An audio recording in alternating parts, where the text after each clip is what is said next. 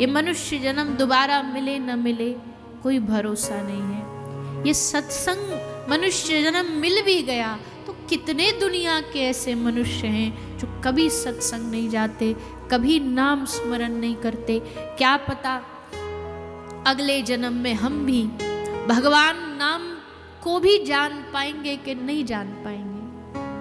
भारत भूमि में जन्म लेंगे कि नहीं लेंगे, सनातन धर्म में जन्म लेंगे कि नहीं लेंगे, भगवान का नाम जान पाएंगे कि नहीं जान पाएंगे। और ऐसा जीवन कैसा जीवन जो भगवान का नाम न जानता हो, जो भगवान के नाम का स्मरण ना करता हो, वो जीवन कैसा जीवन है।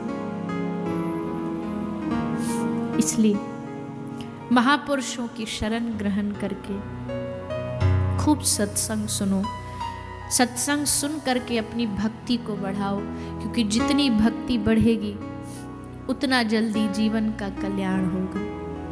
ये समय भगवान ने कृपा करके दिया है। दुनिया में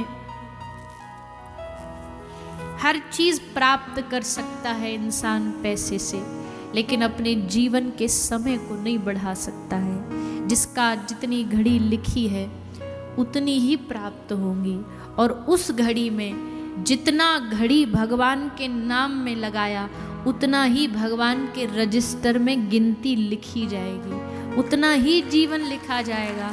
उससे आगे पीछे तो सारी दुनिया जी नहीं रही है, सारी दुनिया बस जीवन काट रही है, जीना वो नहीं है।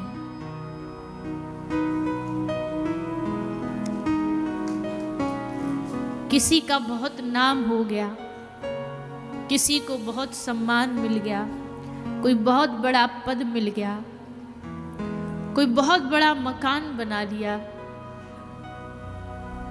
बहुत धन धान्य कमा लिया, क्या इससे हमारा जीवन सफल हो जाएगा?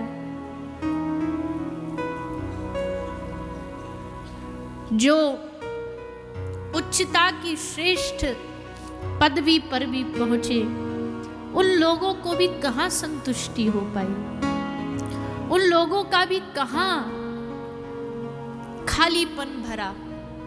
संतुष्टि और विश्राम उन्हीं को मिला जिन्होंने भगवान के चरणों को पकड़ा, जिन्होंने भगवान का आश्रय लिया, उन्हीं को परम विश्राम मिला, उन्हीं को परम आनंद की प्राप्ति हुई। इसलिए जो भी मिल जाए दुनिया में, ये सब खेल है। जो भी पा रहे हैं ये सब चंद दिनों का है। उसके बाद अगर कोई चीज हमारा साथ देगी तो वो हमारा भजन है, हमारा नाम है।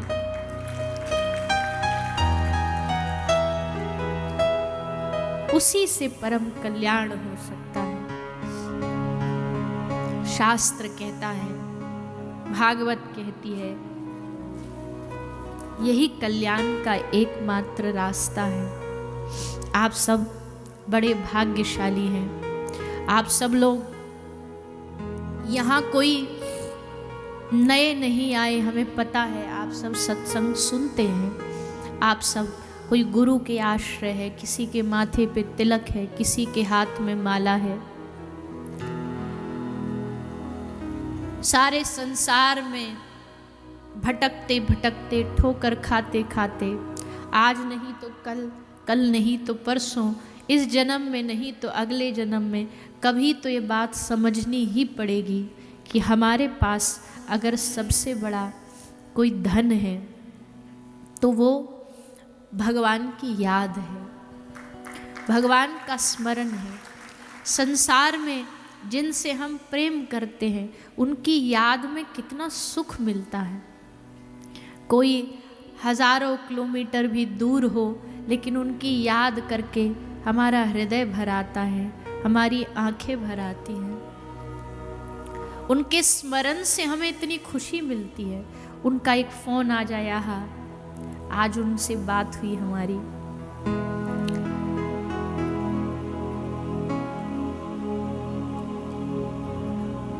हमारा कभी मन नहीं करता कि कभी कृष्ण की आवाज हमारे कान में आए, कभी उनकी तरफ से हमें बुलाया जाए, कभी श्री किशोरी जी के नूपुरों की आवाज हमारे कानों को सुनाई दे।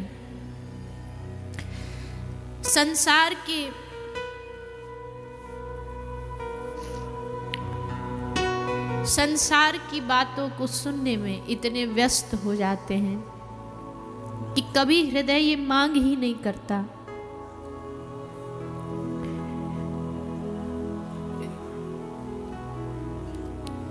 कि हे नाथ, जीवन ऐसे ही करते करते निकल जाएगा, बीत जाएगा। ऐसे ही करते करते सब प्रपंचों में पड़े पड़े एक दिन सब छोड़ करके चले जाएंगे।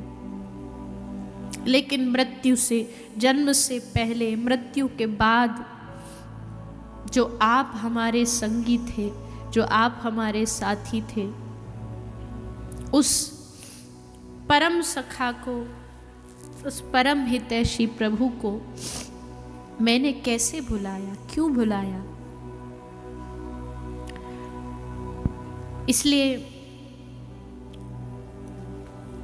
महापुरुषों का संग होना आवश्यक इसलिए है जीवन में, ताकि वो हमारे जीवन का उद्देश्य हमें बार बार समय पर समझाते रहें, भगवान का स्मरण कराते रहें, भगवान की याद कराते रहें। भगवान को न हमसे धन चाहिए, न हमसे सोना चाहिए, न हीरे मोती चाहिए।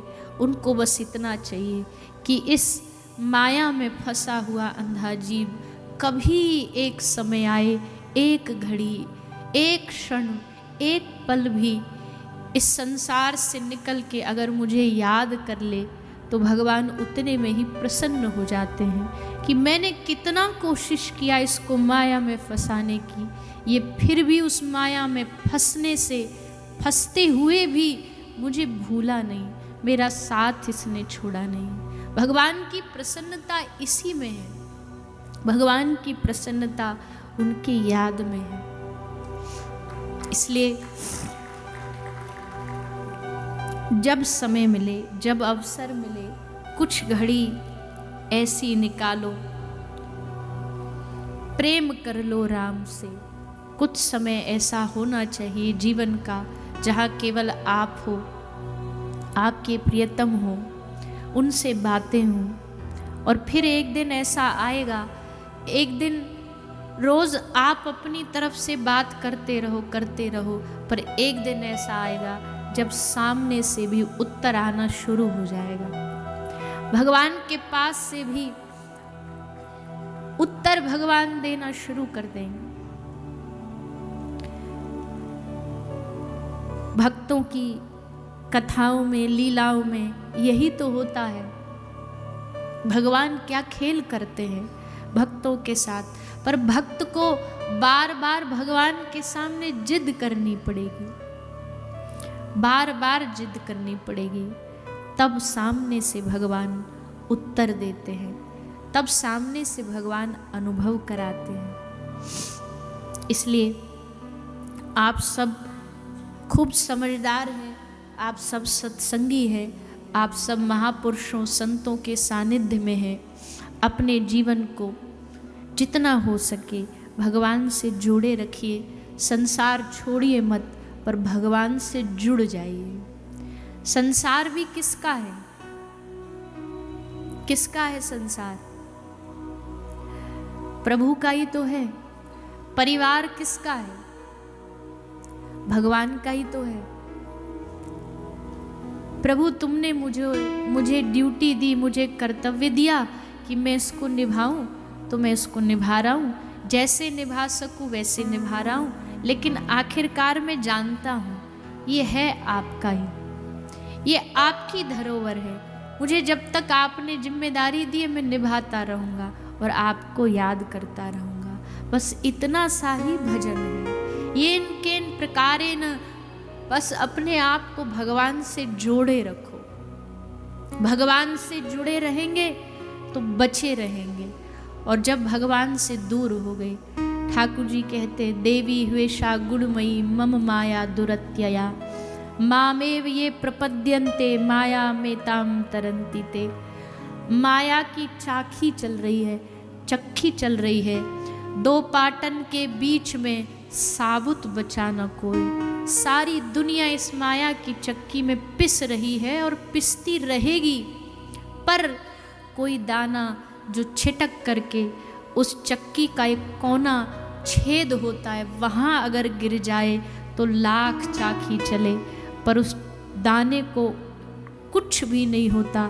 ठीक वैसे ही माया की चक्की चल रही है, हम भी पिसेंगे, दुनिया भी पिसेगी, पर जो छिटक करके भगवान के चरणों को पकड़ के चिपक के बैठ जाता है, माया उसका कुछ भी बाल बाका नहीं कर सकती।